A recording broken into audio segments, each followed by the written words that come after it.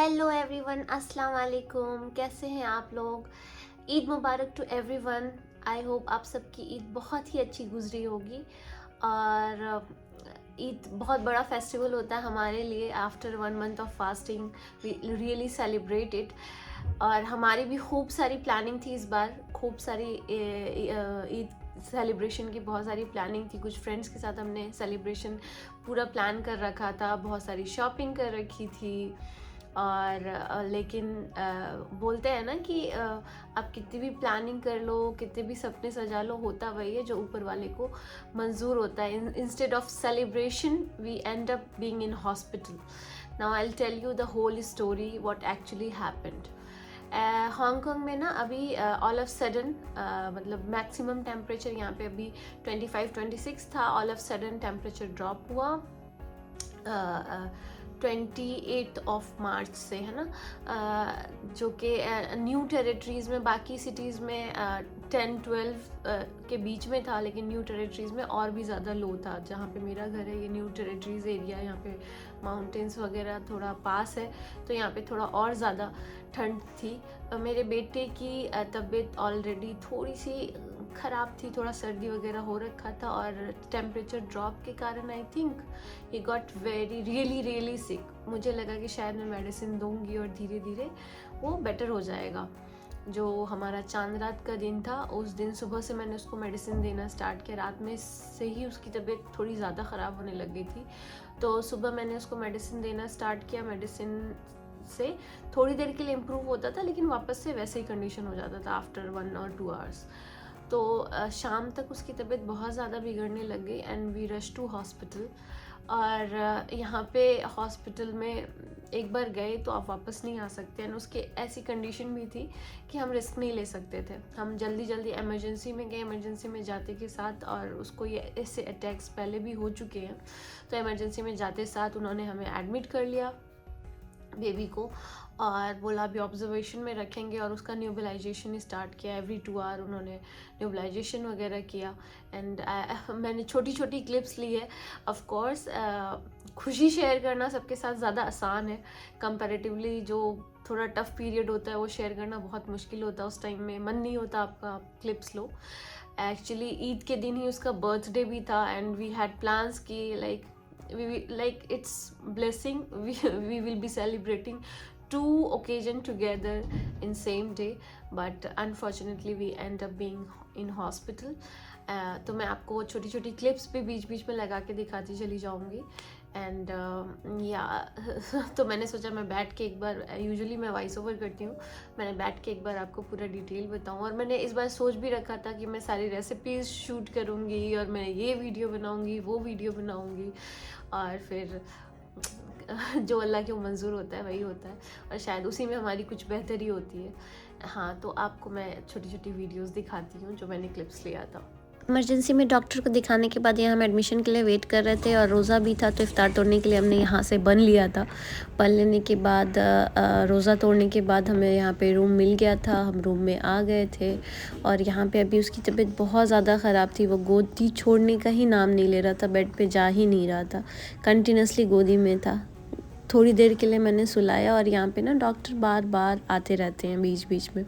बड़ी मुश्किल से मैंने उसको बेड पे सुलाया था, और अपना भी पूरा बेड मैंने सेट कर लिया था। और यहाँ हर 2 घंटे में आपके पास डॉक्टर आते रहते हैं। ये मैं चेयर दिखा रही थी, ये चेयर होता है, इसी को आप खोल के ना पूरा स्ट्रेट कर लेते हो तो ये आपका बेड हो जाता है। बहुत कंफर्टेबल तो नहीं था, बट ओके। यहाँ पे उसको पानी चढ़ रहा था, और ये मशीन ना बार बार बीच बीच में आवाज़ हो रहा था, फिर मुझे बार बार उनको बुलाना पड़ रहा था। अभी जब मैं एडमिट हुआ था बाबू, तब उसका हार्ट बीट 180, 90 और 200 के आसपास था। अभी बहुत नॉर्मल हुआ था। यहाँ पे बार बार he was like crying on the bed. So finally मैंने उसको अपने लैप पे लेके पूरी रात मैंने ऐसे ही गुजारी। और seeing him in such a bad condition was not easy for me. एक माँ के लिए ये देखना बहुत ही मुश्किल था, और मैं बिल्कुल हेल्पलेस फील कर रही थी उसको ऐसे देख के। और पूरी रात ही हमारे लिए, मेरे लिए और मेरे हस्बैंड के लिए बहुत डिफ़िकल्ट था। बस हम दुआ कर रहे थे कि बाबू जल्दी से ठीक हो जाए। और इतना टफ़ टाइम में ना, जब आपके क्लोज़ वंस आपको थोड़ा सा काइंड वर्ड्स एक्सचेंज करते हैं आपके साथ और थोड़ा सा मोटिवेट करते हैं कि निकल जाएगा, एवरीथिंग विल बी फाइन, तो बहुत ही हेल्पफुल होता है एक्चुअली वो। और यहाँ पे नेक्स्ट डे ईद का दिन हो चुका था और आज उसका बर्थडे भी था। मैं यहाँ पे उसको विश कर रही थी और उसको थोड़ा सा बेटर फील कर रहा था अभी, तो उसको मैं पोइम्स दिखा रही थी और साथ में हम थोड़ा खेल रहे थे, थोड़ा अच्छा फील हो उसको। जो हमने प्लान किया था वो तो हम नहीं कर पाए, but still in this situation जो बेस्ट हम कर सकते थे वो कर रहे थे। और अभी मैं पूरी रात यहाँ पे थी, सो नहीं पाई थी, तो मेरे हस्बैंड ने बोला अब मैं टेक केयर करता हूँ। उसके लिए छोटा सा पेस्ट्री लेके आए थे, उसका बर्थडे था एंड उसको बहुत पसंद भी है, तो यहाँ मैं जा रही थी वापस। कुछ भी हो, ईद तो आज ही था। I wanted to do something to lift up our spirit. बहुत मुश्किल वक्त था बट स्टिल जब थोड़ा सा टाइम मिला मैं घर जा रही थी, मैंने सोचा घर जाती हूँ। और ऑफ कोर्स हस्बैंड को भी बुरा फील हो रहा होगा, फिर बेटा भी ऐसे है तो अच्छा नहीं लगता है। ईद है, थोड़ा सा कुछ तो बनाना बनता है, यही सब सोचते हुए मैं घर जा रही थी। जाती हूँ, वैसे मेरे हस्बैंड ने स्ट्रिक्टली बोला था जाओ, you didn't sleep whole night, थोड़ा सा सो जाओ, यू विल फील गुड, लेकिन बस मन नहीं मान रहा था। तो मैं घर जाके आराम से पहले मैंने यहाँ से बस लिया, बस स्टॉप पे आ गई थी। फिर बस लेने के बाद घर पहुँची। घर पहुँच के सबसे पहले तो नहाया, फ्रेशन अप हुई। उसके बाद मैंने सोचा कुछ कुछ बनाती हूँ। ऑफ कोर्स पूरा शूट मैंने नहीं किया। मैंने थोड़ी सी शीर खुरमा बनाने की कोशिश की। जब थोड़ा मन अपसेट होता है ना तो चीज़ें भी उतनी अच्छी बन के नहीं आती। और बिरयानी बनाया, बिरयानी तो ठीक ठाक बन गई थी, शीर खुरमा में थोड़ा दूध कम हो गया, तो मैंने सोचा बाद में मिला देंगे, ठीक कर लेते हैं, अभी वापस जाना ज़रूरी है। फिर नहा धो के थोड़ा सा बिरयानी खा के मैं वापस निकल गई हॉस्पिटल के लिए। और मेरे हस्बैंड का ऑफिस भी था, वो वर्क फ्रॉम होम कर रहे थे, मैंने छुट्टी लिया था कम्प्लीटली, तो उन्होंने बस वापस मैं चली गई। थोड़ा सा मन अच्छा हो जाता है ना, चलो ईद के दिन एकदम से ही रूखा फीका बड़ा ख़राब लग रहा था मेरे को, तो that is why I just cooked and मैं निकल गई वापस से हॉस्पिटल के लिए। ये रहा हॉस्पिटल, और पता है इसी हॉस्पिटल में my son was born and आज ही के दिन, और आज वो 2 साल का हो रहा है and again he is in the same hospital in very bad situation. Anyways मैं वापस आ गई थी और फिर मैंने सोचा यार ईद है, मेरा बच्चा ऐसे ही है, और मैंने उसका नया घर गई थी तो नया ड्रेस लेके आ गई थी, कुर्ता पजामा मैंने वो पहनाया एंड उसके बाद वो भी अच्छा फ़ील कर रहा था।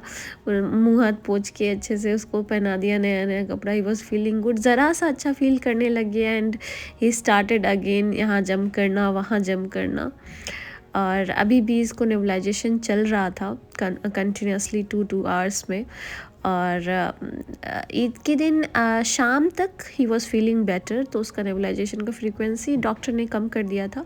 उसके बाद नेक्स्ट डे अगेन हो गया। अब ईद का दूसरा दिन था, यहाँ पे उन्होंने हमें डिस्चार्ज किया आफ्टरनून में, और यहाँ पे मैं जा रही थी बिलिंग करने के लिए। फिर मेडिसिन लेना था, उसका मेडिसिन लिया, बिलिंग किया, सब चीज़ किया, और वापस जाने के लिए मैंने टैक्सी ली। बस से जाने का मेरा हिम्मत नहीं था, मैं बहुत थक चुकी थी, 2 रात से सोई नहीं थी, और सब चीज़ करके मैं वापस यहाँ घर के लिए निकल गई थी। तो ऐसा रहा मेरा ईद। मैंने इमेजिन भी नहीं किया था कि इस बार का ईद ऐसा मैं गुजारूंगी। एनीवेज़ जो है सो है, उसी में खुश रहें, जो हुआ उसी में मैं खुश हूँ, कोई बात नहीं, next time will celebrate it. और वापस घर जाके मुझे छुट्टी बहुत लिमिटेड होती है ऑफ कोर्स, तो ईद का दिन का छुट्टी तो मैंने प्लान कर रखा था, लेकिन आज की छुट्टी मैंने प्लान नहीं की थी, तो आधा दिन तो मैंने छुट्टी लिया मॉर्निंग टाइम में।